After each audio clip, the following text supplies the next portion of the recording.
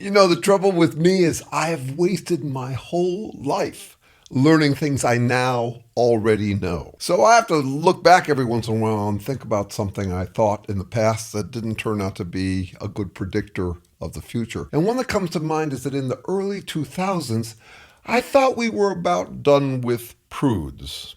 You know, the straight-laced, button-up, uptight people.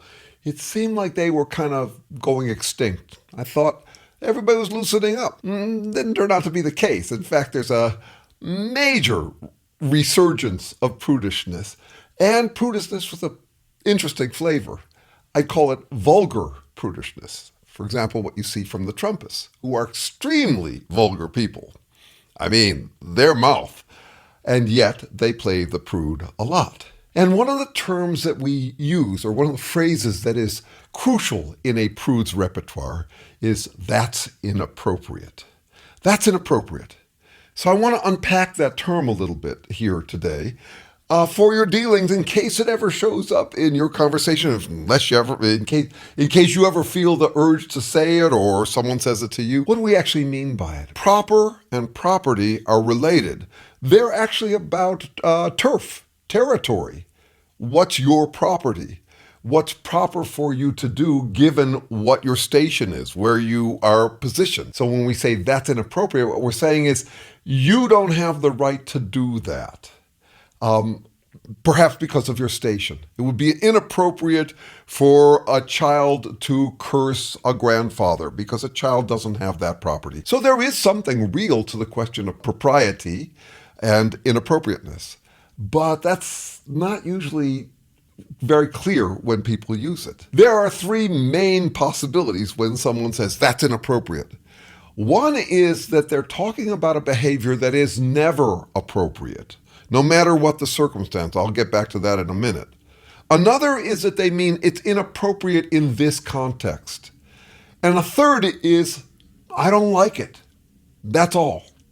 It's inappropriate because I don't like it. It disappoints me, it bugs me, it annoys me, and therefore I am going to moralize. I am going to pull out my butt some moralizing justification for saying, not that I don't like it, not that I don't prefer it, but that the moral universe dictates that you don't do that. So I want to play with each of those. Okay, let's start with the first one. It's inappropriate to ever hate. And it's funny, I get this from the Trumpists a lot. These vulgar prudes will actually have the audacity, it's some of their pride, the badge of status of being a total hypocrite. They'll say, shame on you for expressing hate towards us. You get that? I mean, this is a vulgarian movement. We've never had a more vulgar president than our current president, and yet there is a prudishness for the Trumpists. What they mean is they take the loaded term. So a term like hate is loaded. And they use it, they're very selective about where they point that term. If you do it, it's bad. So it's always inappropriate for you to be hateful.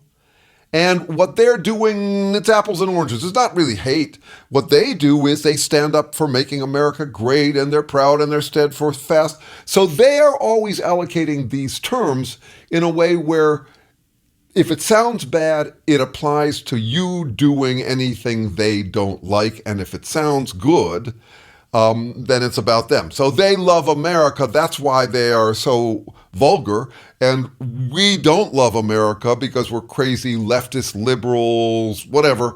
And therefore, when we accuse them of something, it's hateful. And that's when they clutch their pearls and get all upset in the most prudish style of all. So a good question to ask if someone says that's inappropriate is, do you mean it's always inappropriate? And if so, how do you define it? How do we know what you mean by this loaded word? What do you mean by hate? And I should also be clear, I don't think there are universal behavioral restrictions. For example, I hate. I think anything in the human repertoire has its place. And so even though the word is loaded, I will simply admit to you right here, I have hatred in my heart, and I'm not making a confession. I actually value my hate. And I also value my love, but I also wouldn't want to claim that I am a loving person or that I always love or that I aspire to be always loving. No, those loaded words, they're loaded, which means I have to be careful where I point them. So I'm not just trying to be loving or avoid hatred. I'm trying to hate the right, not the wrong things, and love the right things, not the wrong things. I have to be careful where I allocate those things, which means I have to be very clear on what they actually mean. So I have to unpack these loaded, load-bearing, loosely defined last words. When someone dismisses me as hateful or having hate for the Trumpists, and they want to shame me, what they're trying to do is have a last word. And they're going to do it with this loaded, load-bearing term. So it's negative, loaded in a negative way. Hate sounds bad. Load-bearing, I'm not hateful, is what they want to impress me with in their vulgar prudishness. Loosely defined, I don't think they would want to know what hate means because that would screw up their whole campaign to pretend that they are the police who get to label anybody they don't like as hateful, whereas everything they do is pious and loving and prudish. So to be clear, I am inoculated against it's always inappropriate to do X. I am trying to figure out when to do what. I am not pretending that anything in the human repertoire has no place. There is a place for hatred in my strategic approaches to life. Okay? Then there may be this question about whether it's locally inappropriate. For example, I have the same problem when people say that's unprofessional. That's unprofessional is often simply a way that someone says, I don't like it. Or it's a way of pulling rank. I am a professional. I am the one who decides what's professional. Since I don't like it, it's unprofessional. I have seen it used that way. Still, in different professions, there are appropriate and inappropriate behaviors. So literally speaking, that unprofessional is a little bit clearer that this is behavior that does not fit in this context. But we still have to watch out for that third possibility, the moralizing use of that's inappropriate or that's unprofessional. So I have to be very clear about this. I think that most of our debates and arguments are actually over preferences. We end up moralizing in our efforts to have greater leverage. So we'll say that's inappropriate rather than I don't like it or I'd prefer we did something else. I think we would make better productive negotiation possible if we moralized less, if we demoralized, which means you strip the moralizing off of whatever you're saying. Moralizing is basically saying the universe is on my side. What I don't like is what the universe doesn't like. That's what moralizing is. Moral questions are endlessly fascinating to me, and I think of them in terms of moral dilemmas.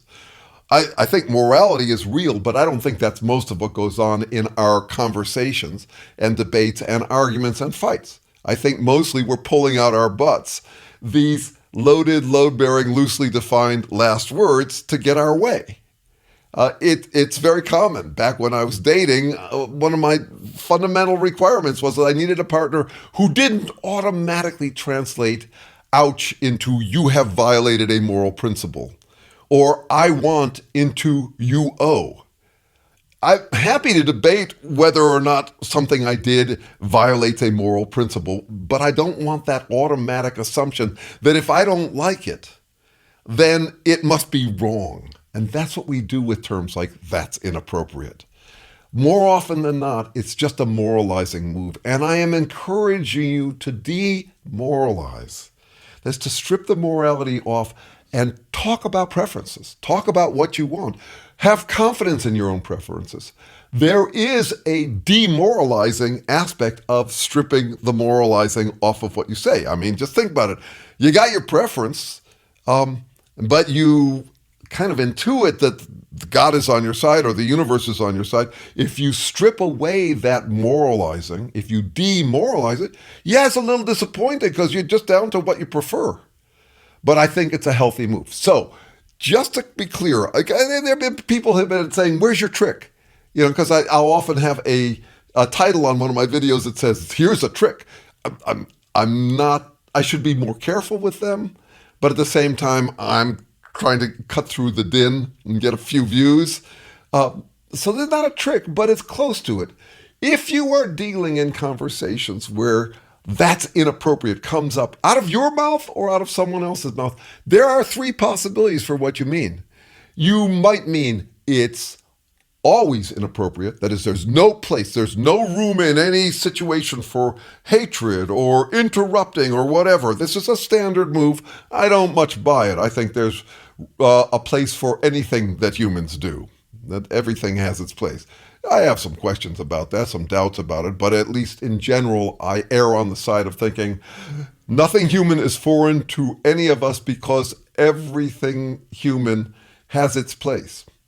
Then there's this other possibility, which is you're suggesting that it's immoral in this situation or inappropriate in this situation for you to do this. Given what is your property, what are your rights, what is yours to claim, what you can afford to do. Often a real good question. But that third possibility is a killer. That's the one where someone basically blurts, that's inappropriate, instead of the more demoralized and demoralizing admission that I don't like it. So keep that in mind in your presentation, but also in what you hear from others. Again, all of this is about how we can argue more effectively with each other, more efficiently, how we can yank each other off the high horse without mounting the steed in our opponent's stead. How to get off the high horse of talking like a vulgar prude, saying that's inappropriate to things you don't like, and then doing exactly the same thing a second later because you like it. Of course you like it better when you get to do these things. The power moves are more fun to use than to have used at you. Just a sidebar. If someone says, I'm not into game playing or I'm not into lying, what they mean is they don't like being lied to or they don't like being gamed. That has no direct bearing on whether or not they game play or lie. If we could just get off our high horses and talk to each other more honestly, and in some cases, like with the vulgarian prudes that you get with the Trumpists, you have to really yank to get them off. But if we could do that more and talk to each other human to human about our short-term and long-term preferences and be a little more skeptical when someone wields the that's inappropriate prudish line, that would be useful for us. That's my guess.